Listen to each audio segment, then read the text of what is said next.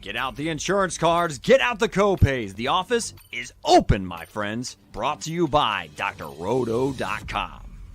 What is up, and welcome into the Pros with Joe's podcast.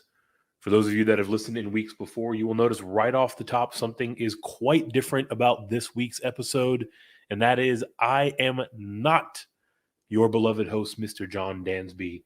John is under the weather, and I am rolling solo here for you on this Week 17 edition, which means that you all get more of the gift that nobody asked for. Time with me and my own rambling opinions. We are here heading into week number 17 of NFL action. That means that last week in the Charity League, we got through our semifinal rounds, and it was an absolute slobber knocker. The first round of the playoffs, our final eight or our elite eight teams, was during the week 15 COVID crisis in the NFL that had not only real football teams, but also fantasy teams reeling and scrambling around player availability, and that averaged about 95 points on the whole. And here in week 16, we saw a bit of a bounce back for our final four teams. The 8-5 matchup between Team Florio and Team Engel, the 7-3 matchup between Team Clasgens and Team Harmon, each of which averaged about 140 points per team. So very much so, much more of a rebound, much more of a representative look at the strength of these teams. And while that may be the case, that is not to say that these teams were not without their respective holes in their rosters. So taking a look at the waiver wire activity heading into the semifinal rounds, we start with Dan Clasgens, who was incredibly busy. He went out and acquired 5 players heading into this week 16 matchup against Team Harmon. Went out and added the services of Cam Akers, who was at the time rumored to potentially be returning. We now saw and have seen that he is returning, and will track and monitor his availability to play here in week number 17. He also picked up Matt Ryan, due in large part to the injury availability of his starting quarterback, Mr. Lamar Jackson. Dan himself picked up the Saints defense, as well as Tyler Huntley and Justin Jackson here during the week 16 waiver run. And we saw many of these players plugged right into his lineup and contribute for him in the playoff round. We'll look next at the other side of that game, which was Team Harmon. And Matt himself wasn't quite as busy on the waiver wire, but he did make a couple of crucial acquisitions. Laquan Treadwell was one player that he added up. Might be the first time he has ever been described as a crucial acquisition, but that is neither here nor there. The star of Matt Harmon's week 16 waiver run was none other than Justin Jackson, the running back for the Los Angeles Chargers, who, much like Dan Clasgens, Matt picked up and started right away in that week 16 matchup.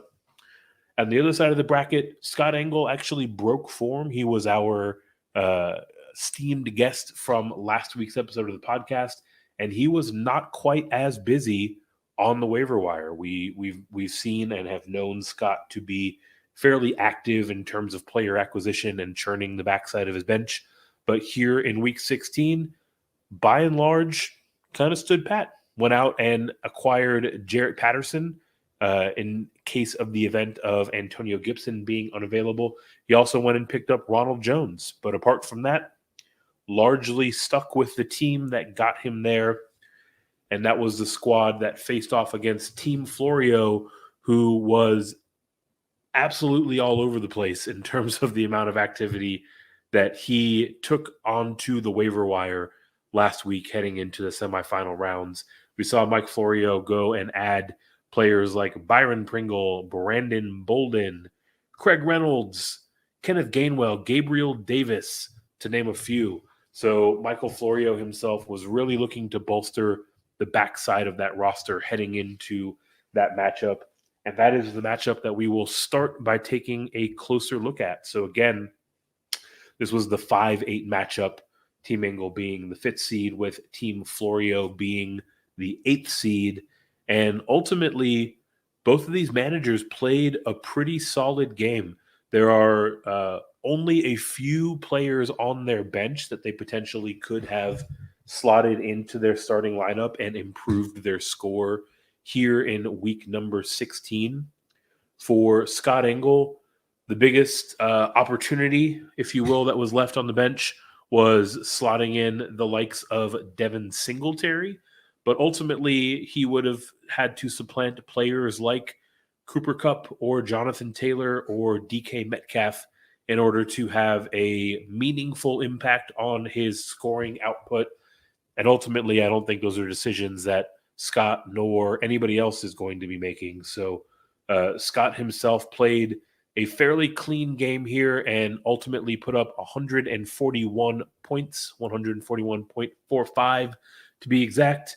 But unfortunately for our guest last week, it was not quite enough as we saw Team Florio bounce back from a bit of a slow performance and eking over the line in the first week of the playoffs to put up nearly 146 points here in week 16.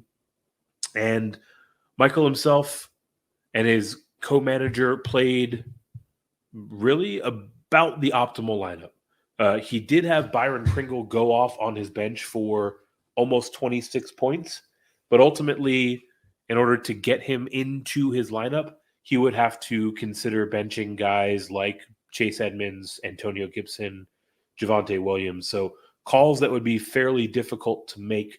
The only one that potentially could have been viable would be AJ Green, starting none other than Byron Pringle over AJ Green. But if you recall from the week that was, ultimately AJ Green was on one of the early games on the slate, and we didn't have super good clarity about player availability for the Kansas City Chiefs receiving core until right before the game on Sunday. So this was a decision that was somewhat made for him. But either way, we found Michael Florio largely on the backs of performances from Rex Burkhead and Chase Edmonds do enough to survive and advance onto the finals here in the Pros with Joe's Year 2 Charity League. And that takes us to the other side of our bracket, where we see Dan Clasgens facing off against Matt Harmon. We will jump directly to the outcome of this week's matchup, where we saw Team Harmon prevail by a score of 141 to 136. So much like the other side of the bracket, scoring very much so up here in this matchup, and was a very tight matchup. Another game that was decided by about a 5-point margin. For Team Harmon, even though he was able to arise victorious, ultimately wasn't the cleanest game for him. He left a lot of points on his bench, none other than or no less than Joe Burrow sitting down there as his bench quarterback, putting up nearly 45 points. To be fair to Matt and to his co-manager, he was making a decision between Joe Burrow and Tom Brady. And generally speaking, most people were looking for an angry Tom Brady to come out off of being shut out against the Saints and really impose his will on the Carolina Panthers last week. And while he had a fine game, about 17 points of productivity, certainly wasn't the top scorer of the week that Matt had left on his bench. Taking a look at some of the other lineup decisions, not really a ton of, sort of questionable calls here, right? The one that jumps out to me, Michael Gallup is in his starting lineup scoring 7.5 fantasy points. And you look down at his bench, there is Brandon Ayuk sitting down there having scored 14 points. Obviously, a lot of that came on the back of a receiving touchdown. But even without that, I probably would have been more inclined to fire up the second receiving option there in San Francisco relative to the third option in Dallas. But all is well that ends well. and Matt Harmon is our victor in this matchup. Taking a look at Dan Clasgens' 136 points that he put up here in week number 16, and he had almost a perfectly optimized starting lineup. Really, the only player that could have moved the needle for him was Robbie Anderson, scoring about 11 points on his bench. Obviously, with a differential of about 5 points in the matchup, it would have been enough to ultimately tip the scales in his favor.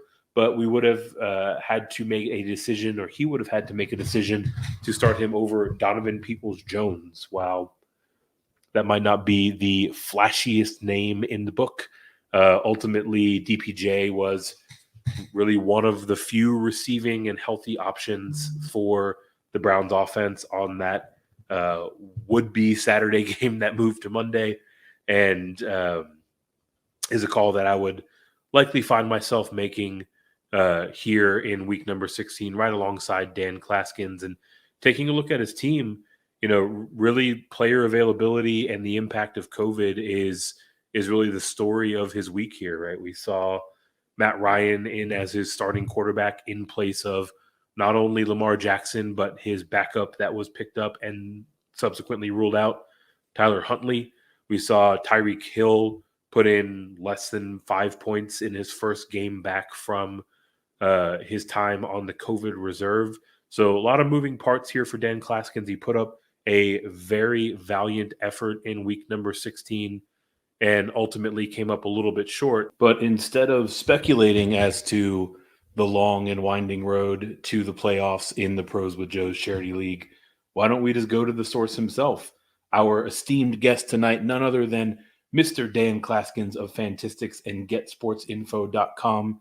Dan, welcome in. Thanks for joining us tonight. Oh, man. Thanks for having me. Thanks for having me on the podcast. And definitely thanks for having me in the fun activity here to raise so much awareness and funds for a lot of great organizations. Yeah, absolutely. It's been a fun couple of seasons getting this kicked off, and you actually teed it up beautifully there. I'd love maybe if you can start us off and tell us a little bit about who it is that you're supporting and how you've been involved with them over the years. Yeah, so last couple of years I've played in this event. I've played for DAV, that's Disabled American Veterans, and it's certainly a cause I'm very passionate about. I actually have worked at DAV. I oversee all the digital marketing for the organization, and I just get to see firsthand its mission in action. They help 1 million veterans every single year through free programs and services that are all funded by the donors, with things like getting their benefits and finding better jobs and getting rides to their appointments for disabled veterans, and a list of many others. So if you're a veteran out there, you need some help. That's the most important thing here.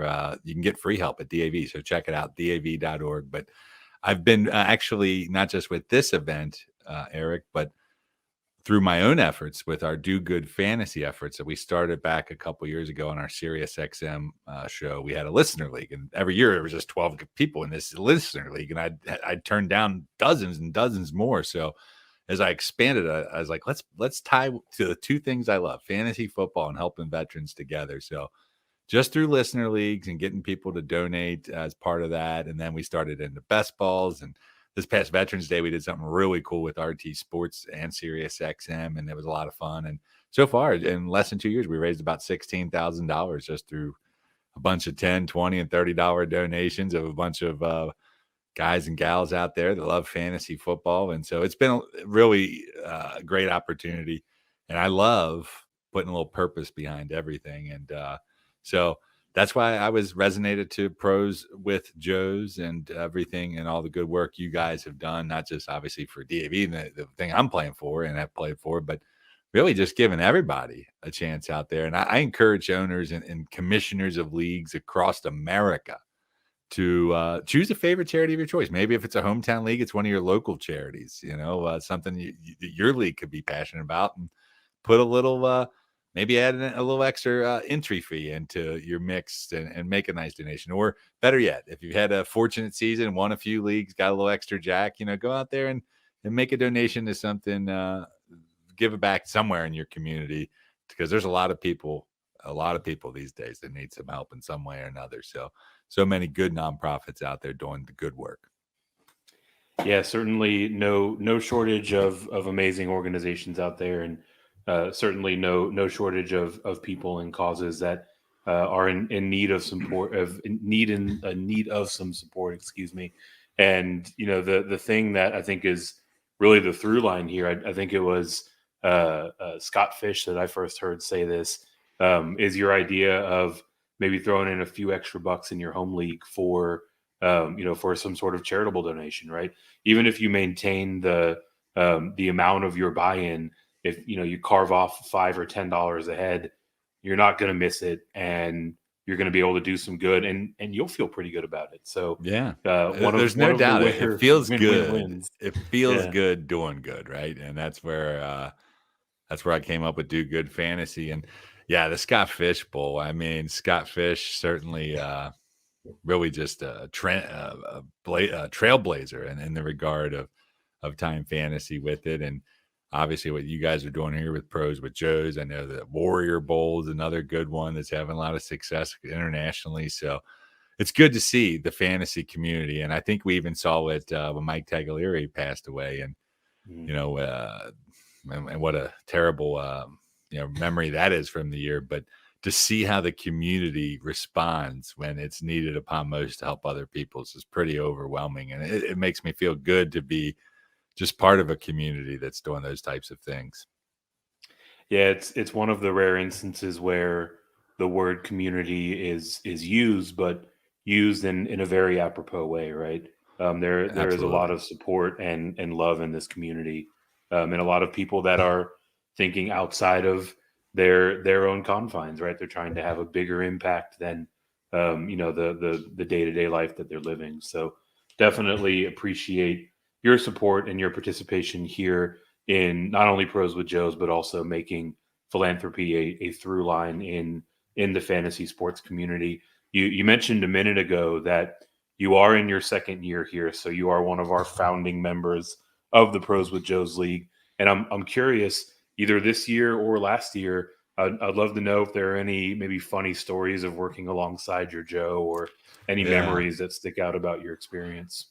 Well, I've been fortunate enough. Kenny Rogers is our Joe, and he's been my Joe each of the 2 seasons. And Kenny's also been a loyal participant in some of our Do Good fantasy efforts as well. So, and he's been a longtime listener of our show. And I mean, being on Sirius XM the past decade seems like, well, God, it's hard to believe I've been on it. This is wrapping up my 10th season, but it's been so special to connect with so many of the listeners, and Twitter's the perfect place for it because, I mean, I've got friendships with these people, and Kenny, last year I was a lot more hands off, honestly. I wanted to participate in it, but I mean, there's craziness as it went on, and I leaned on him pretty heavily after draft day, and he certainly did a good job. This year, it was sort of a juxtaposition because, like, he had a conflict the night of, and suddenly I had to go in and just draft, and, like, we didn't have a lot of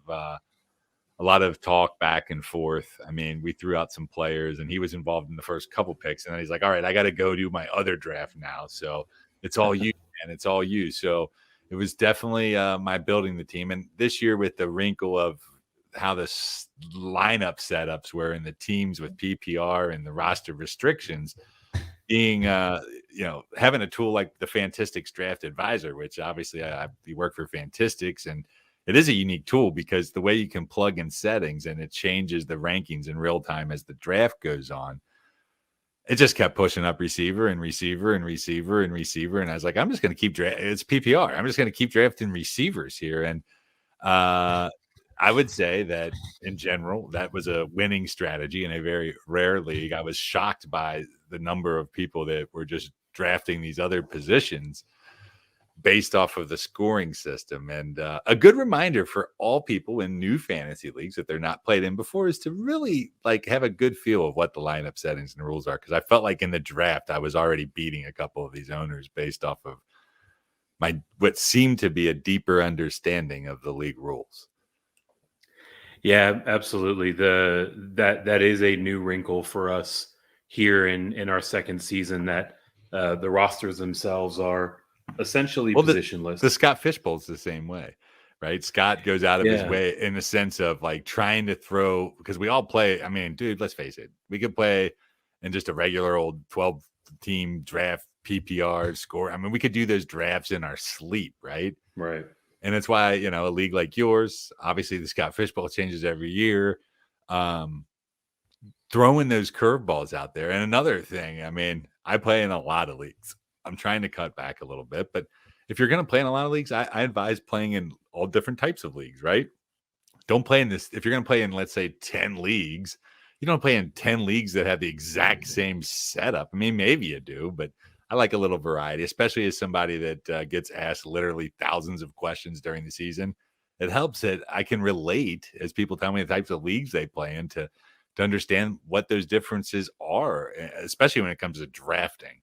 I feel like on the weekly grind of matchup breakdowns and projecting, I don't have the time that some of the others do. So I'm maybe not the best go-to on that. I've had some success, but I mean, my draft rankings, I mean, they have stood up over the test of time because it's a process, right? And, I don't think you win a league on draft day, but I definitely think there are some that lose it on draft day. And this year, especially, you're not going to win the league on draft day alone. But the league was fun. Kenny, going back to your question, I mean, it's a good relationship we had. I generally have let him do a lot of it. And then the tougher decisions, we'll go a lot of text back and forth on. But he lives in Canada, so it is nice to interact and do some things, but that's what it's about, right? Fantasy sports in general, it's about building relationships. So I like the fact that with this, we're able to have a co-manager. And I'm not good.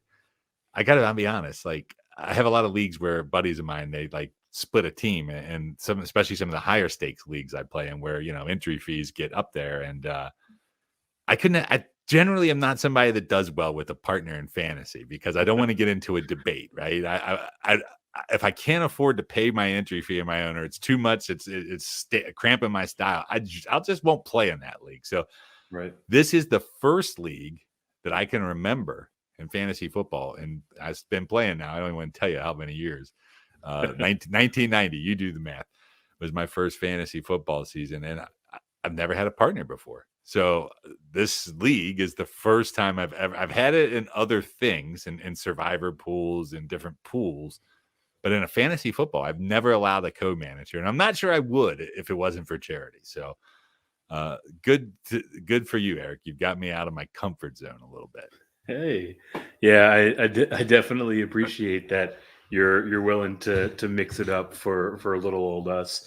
And like you said, the thing that I've really grown to appreciate throughout this process is just the strength of the relationships that are forged, right? You and Kenny have been playing together for both seasons. It sounds like you're relatively close. We've got people who were absolute strangers heading into our first draft, and they now went on vacation together this past summer. Right? That's cool. People that have spun up new shows or that work together now. So definitely like the relationship aspect. And doubling back to a point that you made a few minutes ago, absolutely live by words to live by. If you're going to play in multiple leagues, make it a point that there is some wrinkle, some differentiation, whatever it might be, from league to league, right? That is one of my table stakes rules. If you're going to have multiple leagues, at least have one of them be, more teams, a different scoring setting, whatever it might be, so that you do have a little bit of that intrigue. And taking a look at your roster, you do have one of the more unique builds out there, right? You can essentially play whomever you like, and you are incredibly heavy on the wide receiver side, right? You've got Tyreek Hill out there, CeeDee Lamb, T. Higgins, plenty of these elite options at the wide receiver position. But unfortunately, a little bit of somber news. Yeah, you were unsuccessful in advancing to the finals here. As good as it was, it didn't work out, did it? Yeah. And look, it was one of your horses that let you down, right? Tyreek Hill came in a little bit under 4 points for you. I know. You know what's ironic is and I don't want to spoil like future things you're going to ask me, but it wasn't as much Tyreek Hill let me down or the guys in the lineup that underperformed as it was the fact I didn't have Lamar Jackson, which, we streamed, Cam Newton there and had some success. And I didn't want to go with him last week, especially if they're talking about him not playing the game. So we turned to Matt Ryan on the waiver wire, which he did okay, given the options. But, I contemplated putting Robbie Anderson. We left him on the bench, and I was looking at a couple spots to replace him. But unfortunately, Donovan Peoples-Jones didn't get a lot of action. Baker Mayfield completed more passes to the Packers on Saturday night than he did the Browns. But, it's what happens. I got to be, last week, this was one of 7 semifinal settings. I was also alive in the Scott Fish Bowl, ironically. Evan turned in one of my better seasons there. And I had a common denominator, Lamar Jackson. He was the guy that I needed in my lineup. And I also had Tyreek Hill, who did play in my lineup on both of those teams. It put up a big donut almost and I think he was still struggling from the COVID a little bit. But you know what? As I always say, I said it last week on my radio show. It's like, if you're one of 4 teams still alive this weekend in your fantasy league, consider yourself lucky, because in most leagues, that means that 2/3 of the league is no longer playing. You've made it to that final quadrant. And I can tell you, because I run all the Do Good fantasy leagues where we have 8, 12 team divisions and a couple other leagues, not many matchups are left in those championship games with the 1 versus 2 seed. So you get into the playoffs, anything can happen. And Team Harmon, they were loaded. They got lucky. I would be talking you as a winner today if Austin Eckler didn't have COVID. Because Justin Jackson, and I ran into him in our lineup as well. So it equaled each other out. But it would have been interesting without Justin Jackson going in either lineup. And this didn't hurt me because we both had Justin Jackson, but in one of the Sirius XM host leagues, Scott Ingle had Justin Jackson. He picked up 4 guys off the waiver wire for his starting lineup, and they combined for 80 points, which is a good lesson out there. Is need to stay on it, man. You need to stay on it and diligent and trying to improve your roster. But I do think there is a fine line about trying to over calculate for that a little bit too. And we see it happen at this time of year. Owners just, especially this week, there's no Thursday games, dude. You got 6 days to keep tinkering and tinkering. Yeah, it's going to be tough. There are going to be some casualties to tinker time here in championship week for sure. And we actually were lucky enough to have Scott on with us last week, and very much so. We were commending him for his amount of activity on the waiver wire. Right, he was one of those few teams, even here in this league of experts, that every single week was churning the backside of his bench, and more often than not, the guy that everybody wanted next week was someone that Scott managed to pick up a week before for pennies on the dollar. So definitely one of the more active waiver managers out there. Certainly not surprised to hear that is something that holds true for him in leagues outside of this one. No doubt about it. No doubt about it. And I think you just always have to be trying to improve your roster, not just on championship day, but I think even if I find that you get out to a fast start in the league, maybe you get out, you're 3-0, 4-0, whatever. And it's like, you're like, oh, my team's cruising. And you're not really spending those fab dollars or thinking about it too much. And then you end up missing out. I think you can always improve, right? And not just in fantasy, but in life. There's always something you can make better. And so I think you have to churn those last few spots constantly, making moves and taking chances.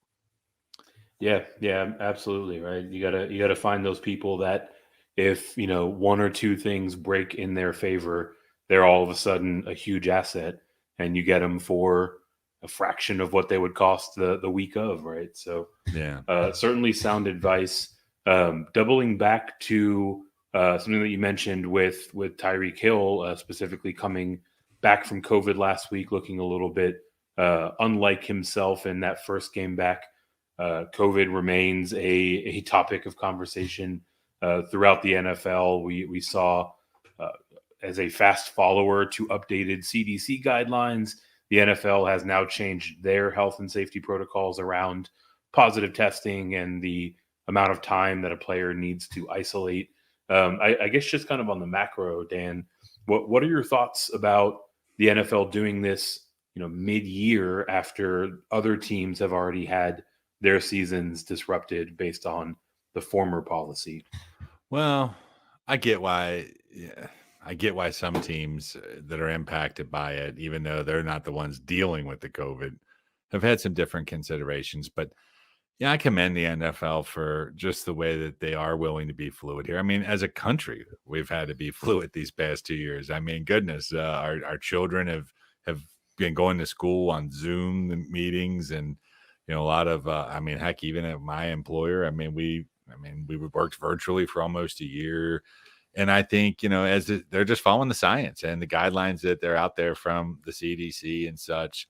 At the end of the day, as a football fan, fantasy aside, just as a football fan, like, I want to see the best product on the field. And as long as they can do it in a safe way, I don't care about them changing things midseason. This is much better than the crap we saw in Major League Baseball, where suddenly mid-season they're starting examining baseballs and pitchers as they come off the mound and putting these restrictions in, because that is something that's not driven by people dying or a spread of a disease or the economic impact of all these pandemics. I mean, that was just completely unnecessary for any of those reasons. So to me, it's sort of apples and oranges, but you see leagues imply and change rules mid-season all the time. And heck, we even have to do it in our fantasy leagues, right?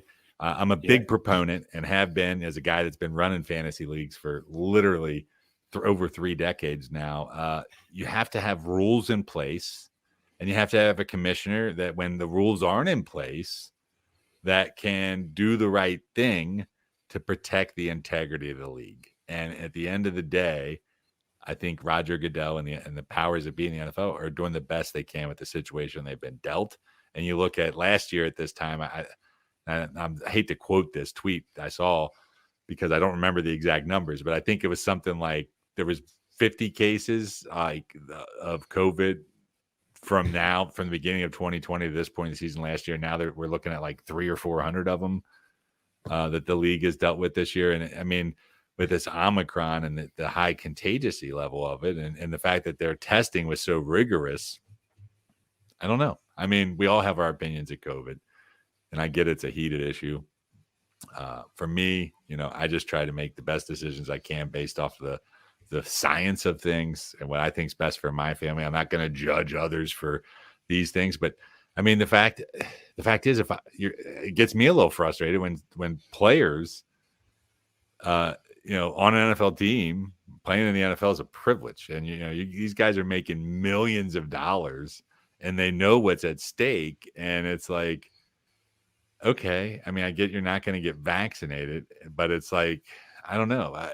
It'd be tough for me in that position to not look at that. If I'm a vaccinated player on a team and suddenly this guy's going to miss 2 games because, he chose not to do that. Like, at some point, I think it is, it's not a team oriented type of thing. But again, I'm going to make decisions based off me. But in terms of the NFL changing the rules based off of the guidelines that the CDC and that many other scientists around the world are suggesting, and it's based off of that, like, I'm all about it. I think we don't want to have an NFL playoffs that has a subpar product on the league. And the fact that, I mean, heck, I can't tell you how many primetime games over the last couple of weeks where there's been these COVID issues that, dude, I'm like literally turning it off. And a guy like me is turning off a game before halftime and watching something else, like, that's a problem. Yeah, I mean, I've got a similar point of view on it, right? The necessity to change it mid-season is unfortunate for those teams that were impacted by the old protocol, but ultimately it doesn't change the fact that this was the right decision for the quality of their product, right? Yeah, and we're at a point now where, I mean, over the last few weeks, every single team in the league's been impacted. I mean, granted, there have been a few teams with bigger outbreaks, but I mean, name a team and we can name 5 or 6 players that have been on and off COVID protocols. So easily, I think the bigger question, right, for me, I don't have a problem with the league, and it's a fluid situation, but It's when guys come off the list, we don't have any idea, were they really symptomatic? Right. I had COVID. I was fully vaccinated. I had COVID. I got it back in a few months back, and it kicked my ass. Mm-hmm. And it took me a month to shake fatigue. Now I'm an old unathletic dude, but Tyreek Hill, I've read that last week. You're talking about him laying a dud, but he was really winded out there, and it showed in his field. We've seen a lot of cases it takes. So turning it back to fantasy land here, it's like, as these guys even come off the COVID list, it's a roll of the dice. Like, are they still symptomatic here? And how is that going to impact their performance today? It's a perfectly fair point, right? You mentioned Tyreek Hill. Probably one of the more notable instances along similar lines was Amari Cooper upon his return from a COVID positive test, right? So, sticking to, or rather going back to the fantasy impact, I'm at a point where I think it's fair to consider that as maybe a tiebreaker between two players that I'm making a decision on, right? If one is fully healthy and one is in their first game back, I would probably err on the side of the player who's not recovering it's a from variable, COVID. But it's, everybody, COVID has impacted each person infected by it differently at different times and different variants. So it's a guessing game. But certainly, much like weather, much like these other things. And it is funny because I was talking about it with my co-host James Adams during our podcast recently.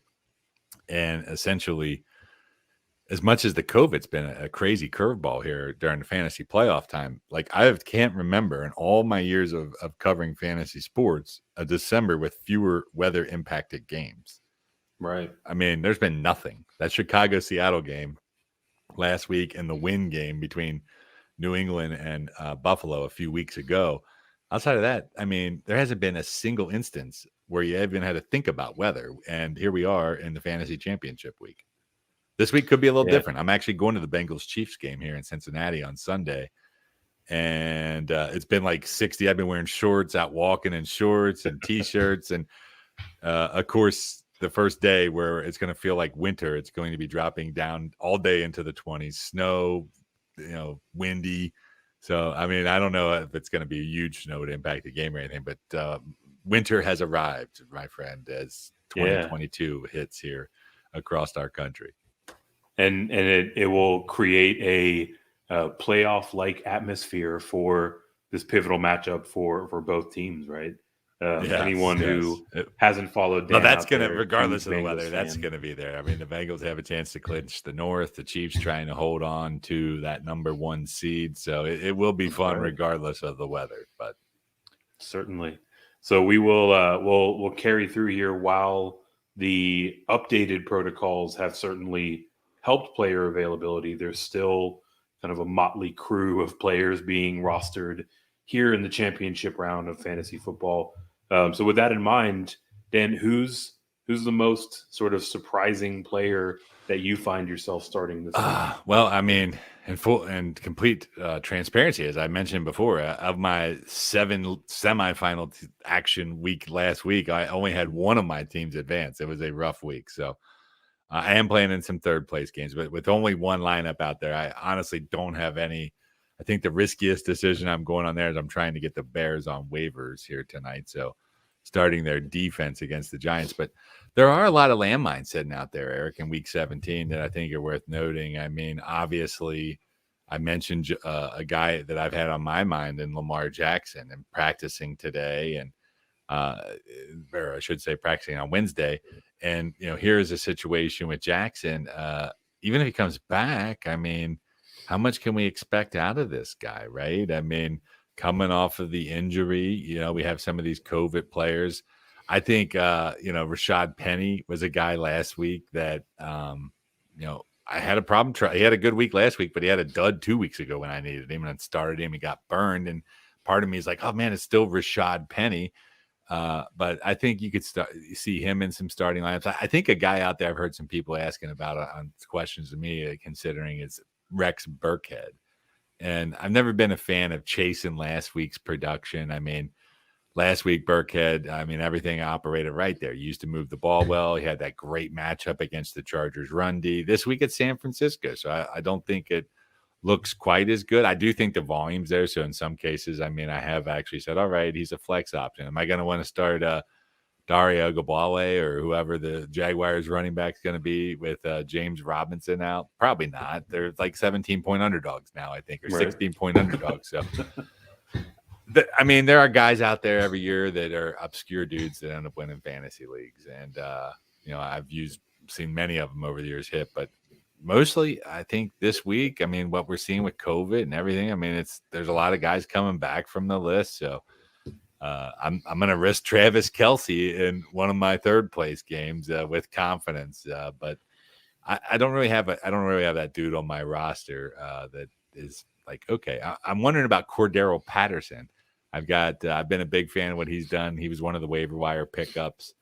And in a deeper setup where I'm loaded, honestly, I'm probably going to bench him this week because I just think that, he hasn't really caught many balls these last month or so, and his touches are going down, and it's been a great season, but I think he's sort of fading a little bit. So getting rid of a guy out of your lineup that's been such a key contributor all season, that's in a prolonged slump here, or seeing a total change of their role.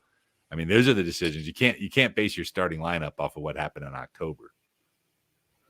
Yeah, absolutely. And Cordell Patterson is one of the those waiver wire darlings that a lot of people were waiting to turn back into the pumpkin. It's been a great season, but as we hit the fantasy playoff time here in December, I mean, people have to remember he's never had these types of workloads or touches too. So I think. I mean, it's natural to see somebody in this setup. So there's a lot of people I heard out there pounding their chest. They were anti-Cordell Patterson for the whole season, and they were wrong for like 12 weeks of it. And now I see him back out there like, oh, what do we tell you about Cordell Patterson? I won't name any particular people, but a few pretty prominent people in the fantasy space that are doing celebration dances that he's faded the last 2 weeks after they were wrong for 3 months is pretty hilarious. Yeah, maybe they've got some more time to celebrate because fading Cordell has them outside of the playoffs and with more time on their hands. Yes. But you mentioned a moment ago that you had 7 teams make it there to the semis. One of them has advanced to the championship round. I guess kind of tying back to the thread we had when we were talking about your draft. Are any of these leagues where there's a unique format to the playoff itself, or are they all? Yeah, it's funny you say that because especially in the leagues I run, I like to try new and different things. So one of our setups, I mean, we got rid of playoff matchups a few years ago. So we do a 16 team. Well, it's basically a survivor style. We play head to head during the season. So it's a traditional, but once we get to the playoffs, instead of having teams on buys and 1 seed versus 4 seed and stuff like that, we literally drop out the 2 lowest scoring teams each week of the playoffs. And in another league where there was my league I care the most about. It's a league I started up about 15 years ago. It's pretty high stakes. It's an auction dynasty hybrid type thing. And essentially that league's funny because I scored the second most points in the league and I lost last week. And I was so much better than the team that beat me out as the 1 seed. I should have had the bye and been on the other side. But here I am stacked up against the highest scoring team in the league. They delivered a big week. And it's like, I'm looking at this other matchup and I've outscored both these teams. So I am a fan in the playoffs of letting the highest scoring teams advance. And more leagues I start up have gone that route. I like the main event style in our Do Good Fantasy League where we have 8 12-team divisions. They compete during the playoffs for the weeks 15 to 17, like a typical 12-team division. But simultaneous, the top 5 scores from each division get into this overall main event where there's 4 weeks or 3 weeks of action plus your weekly average. So it's sort of like a total points pool, but those things are fun. But at the end of the day, third place games, I had a big discussion about that, and I'm playing in 2 of them this week. If you play for a large enough entry fee in your league, anything, that's different. I do like the idea of leaving a little bit of change there for the teams that just missed to have something to play for here. I know a lot of people like, hey, winner take all, but typically when I run a league, there's a little bit more entry fee involved, and we like to pay out high weeks. We like to pay out third place games, scoring races. But I challenge you to add a new twist to it. One of the topics on our show Saturday will be and we do it every year. And in this week is like the punishment leagues, right? Like what do the losers have to do? Because I live here in the greater Cincinnati area. I don't know if you heard about the dude in Waffle House, had to do the Waffle House for 24 hours. Well, that's a guy that I know and like is right here in our backyard, and we've had him on the show. And I think that's just great stuff right there. I always like to hear new ideas and creative things that leagues are doing to keep owners engaged, and most of all, keep them from not wanting to finish in last place. Yeah, it's a ton of fun. Much like you, my longest standing, most cared about league of record is one where I seemingly have the best team more years than not and always get bounced out in the playoffs. This year, I was chased down by the Cowboys defense putting up a 30-burger. Oh, yeah. The Dolphins D knocked me out of one of my auction leagues. Yeah, exactly. I was up like almost 20 points going into Monday night and blew it. But yeah, I'm actually a big fan of one of the formats you mentioned a moment ago, where heading into the playoffs, each team starts with their weekly average of scoring. So that way, if they really had a strong regular season, they kind of have that base of advantage broken in. So certainly something interesting to explore, and always like finding creative ways to add a little bit more degree of difficulty or intrigue to it. As we wrap up the fantasy season, at least there's a few more weeks of regular and playoff action in the NFL. Would love to get your opinion, Dan.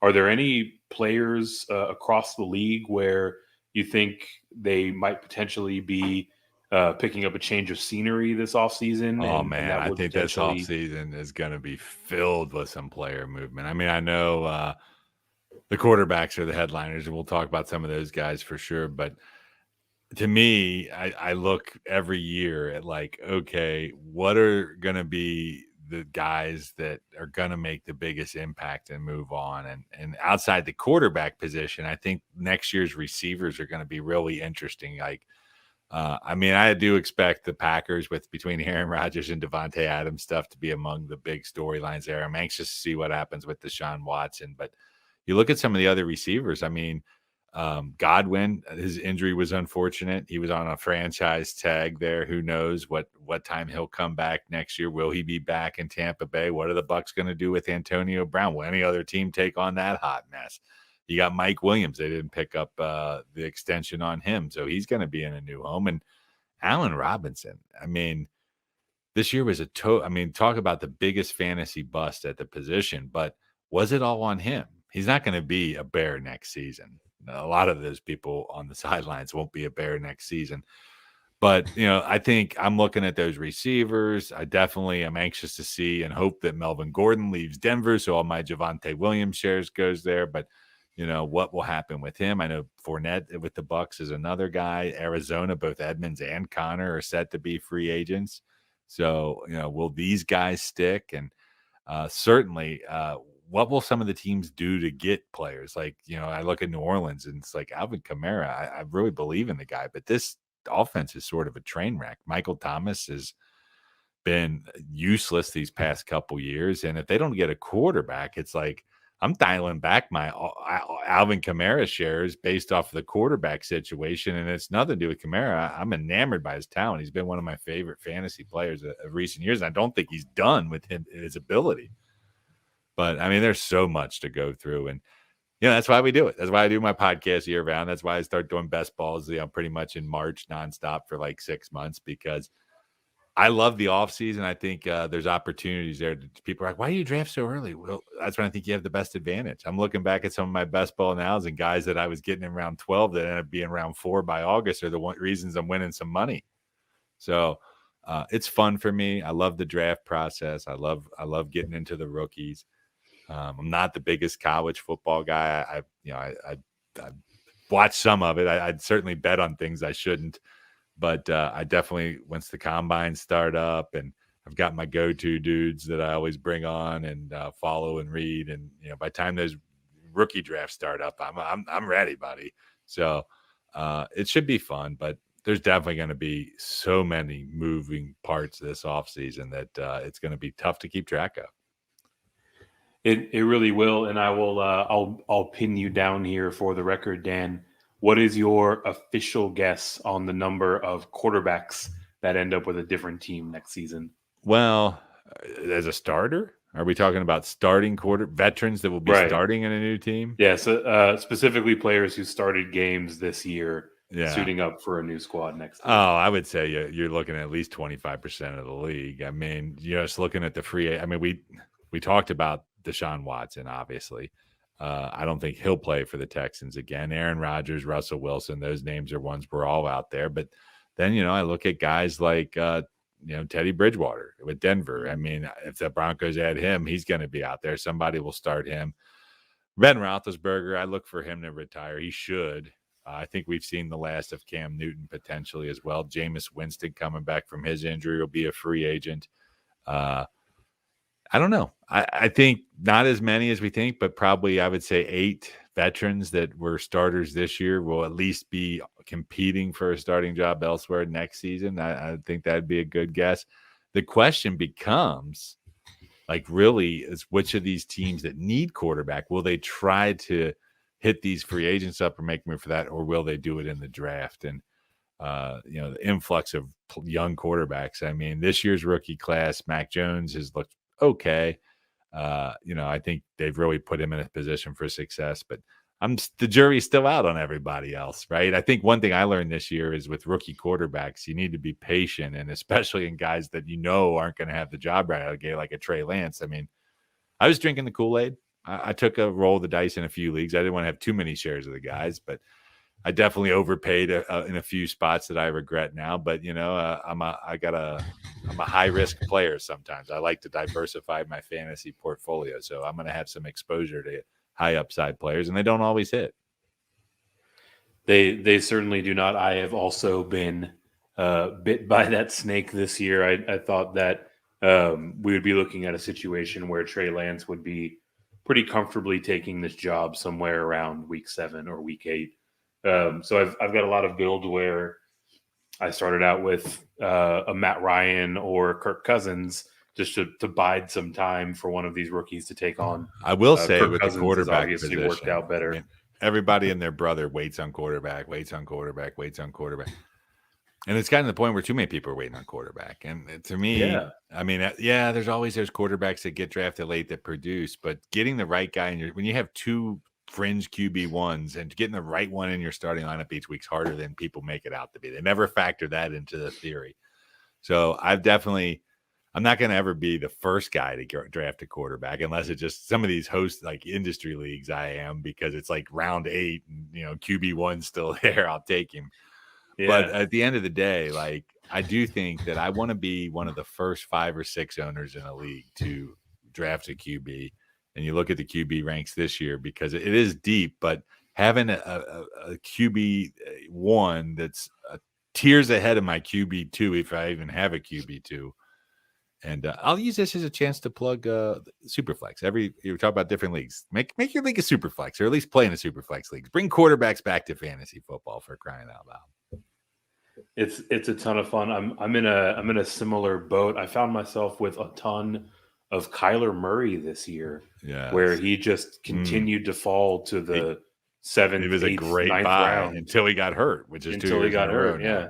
And this year more than any, I found myself taking quarterback earlier than most people in the draft, and it felt a little weird, but the teams that came together around it were still very solid on the whole. So another lesson in adapting and advancing in this dynamic fantasy world. And with that, we will actually get set to wrap things up here. We've got a few questions that came in from our listeners on Twitter. The first is our guy, Tony. He is needing a flex position in a half-point PPR, and he's deciding between Darrell Williams, DeAndre Swift, Boston Scott, and Rex Burkhead. Yeah, that's a good one. And, there's the Rex Burkhead conundrum we were speaking of earlier.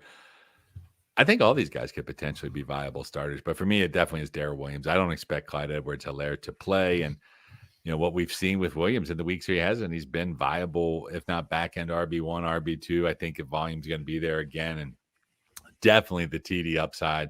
For me, Scott and Burkhead are definitely a tier below. Obviously, Swift coming back is appealing to me, but I don't know. Is he 100%? I trust Williams a little bit more there. I would think so as well. And Williams performed admirably in CEH's stead when he missed some time earlier in the season. So definitely like that call. Moving on to Albert, who is also in a half-point PPR and is also bringing to light someone that we talked about a bit earlier. He's deciding between Cordell Patterson and KJ Osborne. Yeah, and I think as we established earlier, it is certainly fair to be questioning Patterson and Osborne with the news of Adam Thielen being on the season-ending injury there. And I do think it's a closer gap than it was. But, I mean, Patterson's a guy I am considering benching where I'm stacked. And I don't think Osborne puts me in the stacked level. I don't know. I think TD, if I'm betting on which guy has a better chance to score a touchdown, it's definitely Patterson by far. But in this setup, the receptions, I'm looking at a Minnesota team here that they're going to be playing Green Bay. The total last I looked was at 48, and I think they're going to be playing from behind. So Osborne, probably a pretty viable consideration this week. But I don't think in this instance I'm ready to pull the plug on Patterson just yet, especially being that it's a half-point PPR and not a full-point PPR. I would probably lean more towards the receiver, the true receiver in that setting. But I'm going to go Patterson here. I've got him about 10 spots higher currently in my flex rankings in that format, so I'll stick with that. That sounds about right to me as well. And our next question coming in from Gus, who is in a full point PPR, is actually asking about one of the players that maybe is part of the cause of Patterson's downturn here over the last few weeks. That's Russell Gage. Gus is deciding between Russell Gage, Brandon Ayuk, and Gabriel Davis here needing a flex spot. Yes, and Gabriel Davis, a guy that I had in my starting lineup last week until he was on the COVID, and then you saw what Isaiah McKenzie did. Problem is, Cole Beasley's back. Emmanuel Sanders is back, although he didn't do much last week. Yeah, McKenzie go off. I like the talent, Davis. I like his long-term potential, but I think he's a dicey play here in week 17. And with that said, I mean, to me, this is really between Gage and Ayuk.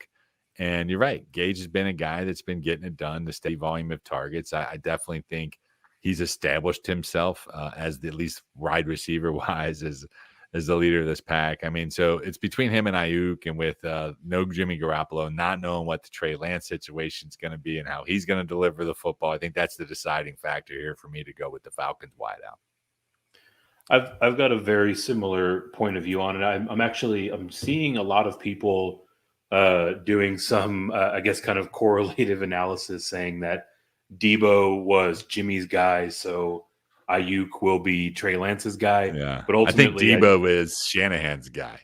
Yeah, I mean, if he were on anyone's team, he would be anyone's guy.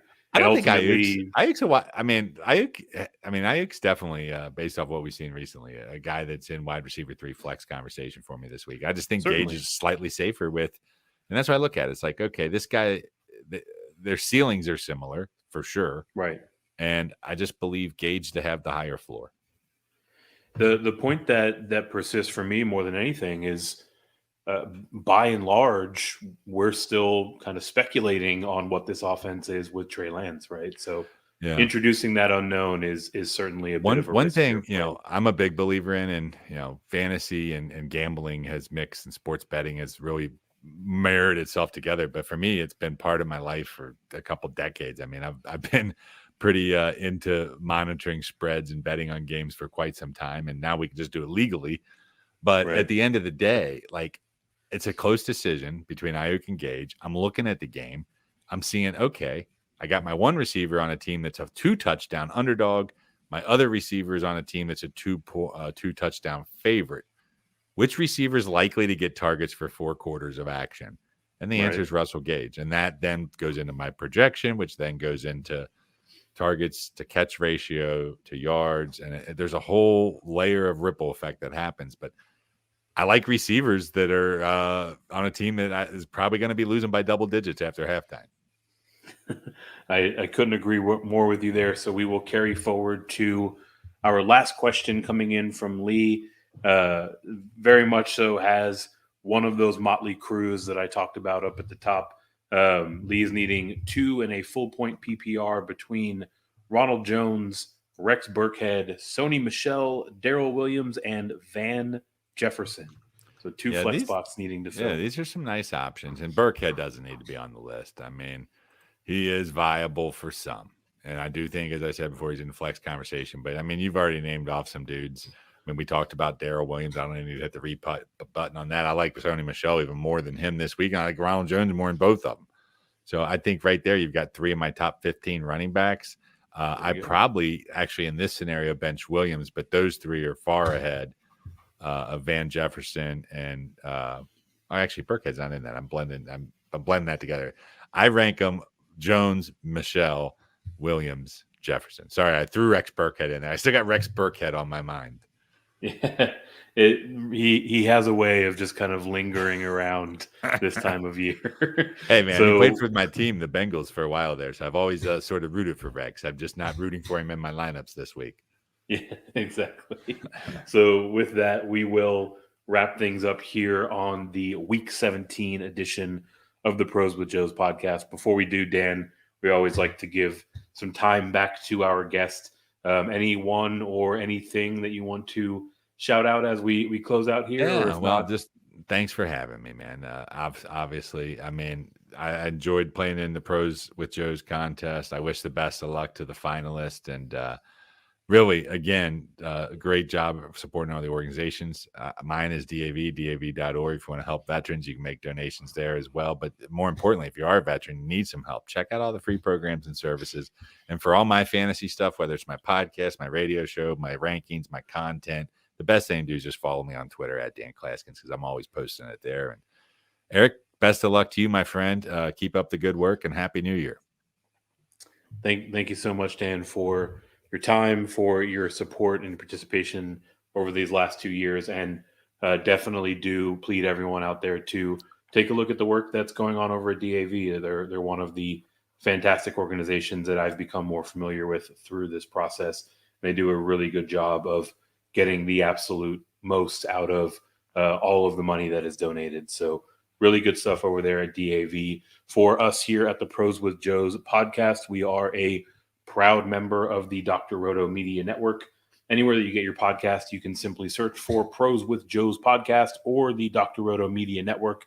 You will find all of the work that we're doing there, be able to go back through all 17 weeks of our episodes. And as you are taking a look at some of our work, please, if you would be so kind, hit the subscribe button, hit the like button, throw some stars our way. It really goes a long way in helping spread the message and the word of the work that we are doing. And with that, we will see you all in Week 18. Thanks for stopping by the office. Get your fantasy prescription by subscribing to the channel and checking out drroto.com. And until the next visit, be well and take care.